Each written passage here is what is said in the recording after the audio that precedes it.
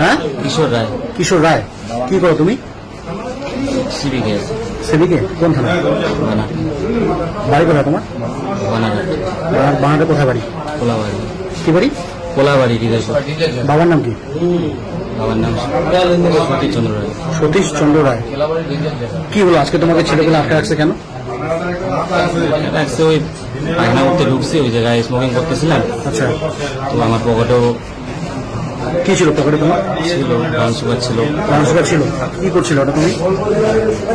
কিছু না, ওটা নিয়ে আমি স্মোকিং করতেছি, এতে সন্দেহ যে কি করতে চাইছে এটা। না, ওই ব্রাউন সুগার তোমার কাছে কেন আসলো?